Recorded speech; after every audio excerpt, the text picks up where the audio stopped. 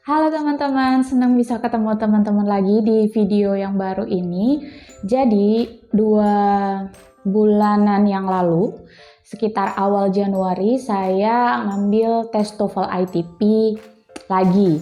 Jadi dulu-dulu udah pernah ngambil, ini ngambil lagi alasannya karena pas ada waktu luang, terus juga TOEFL ITP-nya udah expired, karena terakhir ngambil itu tahun 2017. Jadi kayaknya udah saatnya gitu untuk update skor TOEFL. Nah, targetnya sebenarnya karena skor TOEFL awal saya sebelumnya itu 613, yang kali ini karena nggak ada yang nyuruh sih sebenarnya, cuman pengen sendiri aja. Jadi ya targetnya yang penting lebih bagus dari sebelumnya gitu. Kalau sebelumnya 613 ya harusnya lebih dari itu. Nah, terus hasilnya keluar 2 minggu setelah tes. Saya tes tanggal 22 Januari kalau nggak salah. Alhamdulillah skornya 627. Seharusnya bisa lebih tinggi lagi kalau belajarnya itu beneran, tapi karena waktu itu sambil sibuk mau pindahan, alasan aja nih sebenarnya. Tapi beneran emang saya ngerasanya persiapannya nggak maksimal, jadi ya lebih bagus dari skor awal aja udah seneng sih, udah alhamdulillah. Tesnya di mana? Tesnya waktu itu di salah satu pusat bahasanya, salah satu universitas swasta di Semarang. Biayanya berarti ini kan saya tesnya tahun 2022 ya.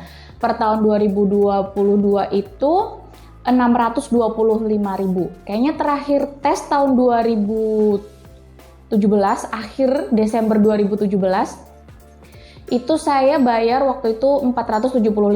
Nah, di tahun 2022 harganya udah jadi 625.000. Terus dapat apa aja? Nah, kayaknya kalau ini di setiap tempat tes bisa beda-beda. Kalau di tempat yang saya tes kemarin di bulan Januari itu dapat pensil, dapat penghapus, terus dapat fasilitas dikirim hasilnya buat peserta tes yang asalnya dari luar kota. Karena kebetulan saya waktu itu pindah kota, udah nggak tinggal di Semarang lagi, waktu itu sedang proses transisi mau pindah kota. Jadi alhamdulillah banget dapat fasilitas itu. Kalau misalnya yang di dalam kota ya bisa diambil langsung, kalau mau minta dikirim juga bisa kayaknya karena ini ada faktor COVID juga ya. Nah, buat teman-teman yang ada niatan untuk ambil tes TOEFL ITP juga di tahun 2022 ini, siapa tahu mungkin mau buat syarat daftar beasiswa. Kemarin saya juga peserta tes yang tes bareng saya ada yang alasannya buat daftar beasiswa, ada yang buat syarat sekolah, ada yang mungkin iseng pingin tahu aja skornya, ada yang untuk update skor juga untuk yang sertifikatnya udah expired. Apapun alasannya, kalau misalnya teman-teman mau ambil tes tahun ini, saya ada 5 pesan, 5 tips plus 2 tips tambahan, jadi total ada 7 berdasarkan pengalaman saya ikut tes TOEFL ITP di tahun ini, karena emang ada beberapa hal yang berbeda. Perbedaan yang pertama sekaligus jadi tips juga, yang pertama buat teman-teman yang mau ngambil tes TOEFL, ini penting banget untuk diperhatikan. Di bagian listening, kalau zaman dulu atau waktu saya tes yang sebelum ini yang tahun 2017, itu cuma ada pilihan jawabannya aja. Jadi A, B, C, D, A, B, C, D itu pilihan jawabannya apa. Kita bakal harus dengerin soalnya dibacakan, dialognya dibacakan. Kemudian soalnya juga dibacakan, semua ada di recording. Nah, sekarang soalnya itu nggak ada di recording, tapi tertulis di kertas. Ini sedikit lebih memudahkan, karena kan gini, kalau dulu kan kita harus nebak ya. Misalkan pilihan jawabannya itu nama-nama tempat, kita berarti, oh kemungkinan ini yang bakal ditanyain itu where gitu. Atau misalnya pilihan jawabannya itu adalah nama-nama orang, oh kemungkinan yang akan ditanyain adalah who, begitu. Nah, sekarang itu enggak, soalnya udah tertulis, misalnya what does the woman mean, where can the conversation probably take place, kayak gitu. Jadi untuk bagian yang itu, bagian soalnya juga disertakan di dalam lembar soal, dalam buku soal, ini cukup memudahkan bagi peserta yang ikut tes. Tapi, nih ada tapinya, di perbedaan yang kedua, sekaligus tips yang kedua, itu untuk soal listening part B dan part C, itu soalnya jadi lebih panjang. Pilihan jawabannya juga lebih panjang. Kalau teman-teman belajarnya pakai buku-buku yang tahun-tahun lama, biasanya yang part B atau part C itu kecenderungannya pilihan jawabannya pendek. Misalnya hanya pilihannya berupa tahun-tahun. Oh, berarti nanti ketika aku dengerin yang part B atau part C, ini harus fokus ke yang tahun berapa gitu kan. Atau misalnya di situ yang tertulis adalah pilihan durasi waktu 2 minggu, 3 minggu, 2 bulan. Oh, berarti nanti ketika dialognya diputar, saya harus fokus mendengarkan ke durasi waktu gitu kan. Nah, sekarang memang sisi lebih mudahnya adalah soalnya sudah ada di situ. Jadi kita tahu apa yang akan ditanyakan. Misalnya what year atau how long gitu, kita sudah tahu. Tetapi permasalahannya adalah meskipun soalnya itu tertulis, tapi soalnya sekarang itu lebih panjang kalau teman-teman pernah ikut try out IELTS. Nah, soal pilihan gandanya itu mirip banget dengan pilihan gandanya IELTS. Ciri khas dari pilihan ganda di listeningnya IELTS itu kan dia soalnya panjang, pilihannya panjang, dan kita harus menyimpulkan. Gitu. Jadi soalnya lebih ke high order thinking skills. Ketika mendengarkan, kita tuh harus mencerna informasi, dan nanti kebanyakan yang ada di pilihan jawaban dan soal itu parafrase tapi panjang gitu. Jadi benar-benar mendengarkannya itu harus benar-benar teliti. Nah, terus terang yang bagian ini memang agak mengagetkan sih. Kesalahan yang saya lakukan adalah saya latihan soalnya pakai buku latihan soal yang bukan keluaran tahun-tahun terbaru. Jadi kayak buku soal yang udah saya punya, terus saya pakai buat latihan soal, ternyata kayaknya udah nggak up to date gitu, karena contoh soal listeningnya juga masih nggak ada soalnya, kemudian part B part C-nya soalnya masih relatif pendek-pendek. Jadi saya harap teman-teman tidak mengulangi kesalahan yang sama. Terus bedanya sekarang itu boleh coret-coret. Kalau dulu kan kita sambil mendengarkan nggak boleh sambil coret-coret, karena tadi kan soalnya pendek, pilihan jawabannya juga pendek-pendek. Sekarang karena bentuk soalnya lebih ke high order thinking skills, memang kita dikasih kertas kosong gitu, selembar kertas kosong sama panitianya buat coret-coret ketika mendengarkan listening. Jadi kalau listening itu jangan dicoret-coret di buku soalnya, nanti ditegur sama panitianya.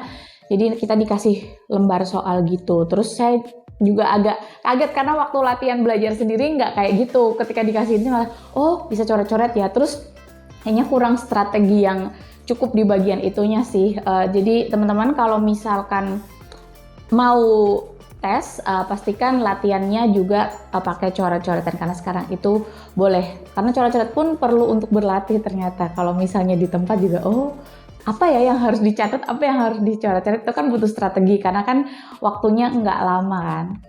Hal ketiga yang perlu teman-teman perhatikan adalah untuk bagian strukturnya itu kalimatnya lebih kompleks. Jadi kalimatnya bisa kalimat yang beranak-anak gitu loh, yang pakai koma-koma gitu lebih panjang. Jadi ini memang harus latihan lebih cermat untuk grammarnya, karena supaya tahu kadang kan kita dijebak ya, kalau di bagian structure itu titik kosongnya ini harusnya diisinya apakah subjek, apakah harus diisi kata benda atau ini diisi kata kerja begitu. Ini harus lebih cermat, apalagi ketika kalimatnya itu memiliki anak kalimat, ada induk kalimatnya. Ini kan bagian yang kadang membingungkan, jadi harus lebih hati-hati di bagian ini. Perbedaan yang keempat adalah di bagian written expression-nya itu kesalahannya banyak yang subtle. Subtle itu apa ya? Banyak yang enggak, kayak misalnya jelas-jelas subjeknya plural kok to be-nya singular misalnya, itu kan salah. Misalnya we is gitu kan salah. Itu enggak kayak gitu. Jadi kadang tuh subjeknya di mana, nanti dikasih koma, lalalala, koma lagi baru nanti lanjut gitu kalimatnya. Jadi kita harus lebih cermat ini, mencari kesalahannya di mana, itu harus betul-betul lebih cermat lagi, harus lebih maksimal belajar yang di bagian grammarnya, karena emang nggak bisa disepelekan. Kalau kita misalnya nyantai-nyantai gitu, atau tidak berlatih, kita menjadi kurang cermat dalam menemukan kesalahan-kesalahan yang ada di written expression. Nah, perbedaan yang kelima atau hal kelima yang perlu teman-teman cermati adalah reading teksnya atau teks bacaannya itu panjang-panjang. Kalau teman-teman latihan sendiri pakai buku, terus teksnya itu kayak cuman 2-3 paragraf, itu kemungkinan bukunya kurang valid sih. Jadi rata-rata tuh sekitar 5-6 paragraf gitu. Dan teksnya panjang-panjang, semua teksnya akademis. Tipsnya apa? Tipsnya adalah teman-teman harus terbiasa membaca cepat dan cermat. Karena vocabulary-nya atau kosakatanya juga lumayan ini ya, bukan hal-hal yang biasa kita gunakan di percakapan sehari-hari. Jadi memang ditemukannya di teks-teks akademis seperti jurnal, kemudian juga buku-buku teks akademis. Oleh karena itu tips dari saya, teman-teman harus banyak baca dan berlatih mengerjakan soal. Karena kalau cuma baca aja atau bacanya misalnya novel begitu, kadang tidak cukup membantu untuk mengerjakan soal-soal yang terstandarisasi seperti TOEFL atau IELTS seperti ini. Atau saya dengar juga teman-teman yang tes P3K buat formasi guru P3K itu juga soal readingnya susah ya, karena memang bacanya harus cepat dan waktunya singkat.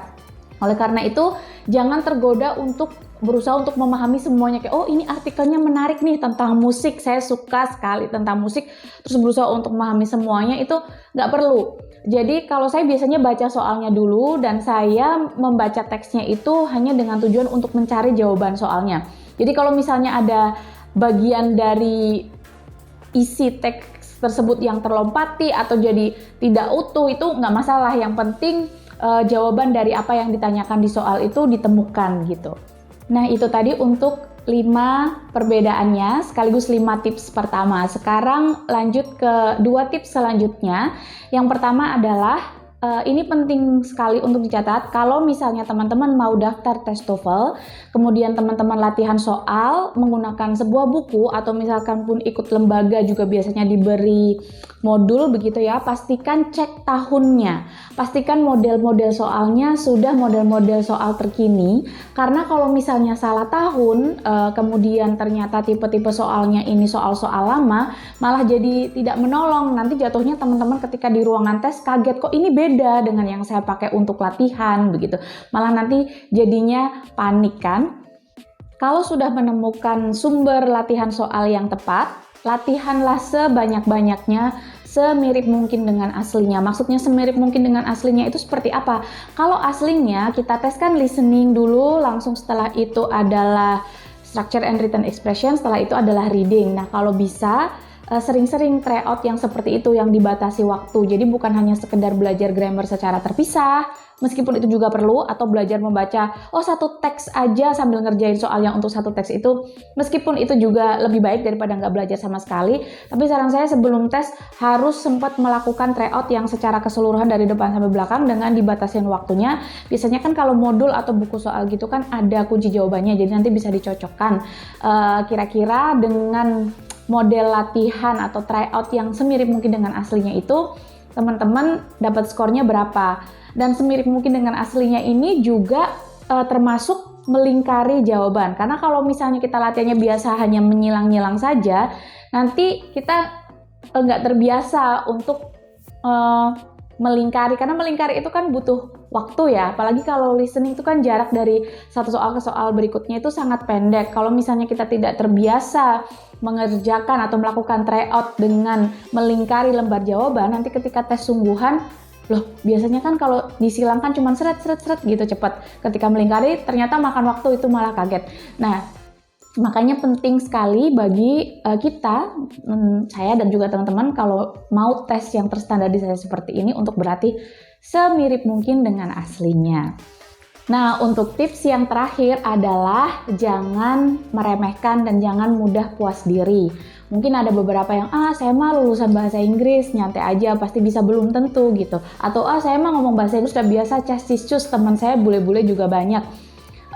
Belum tentu itu akan menjamin skor TOEFL-nya akan sesuai dengan apa yang diharapkan. Oleh karena itu, selagi masih ada waktu, meskipun tidak selalu bisa ideal belajarnya, misalnya tidak selalu bisa ideal try out terus bentuknya, kadang terpaksa belajarnya terpotong-potong, tidak masalah. Tapi selagi ada waktu sebelum tes, persiapkan untuk belajar. Tapi kalau udah semalam sebelum tes, lebih baik digunakan untuk istirahat sih. Sehari sebelumnya itu lebih baik tidur lebih awal, istirahat yang cukup, makan yang cukup juga.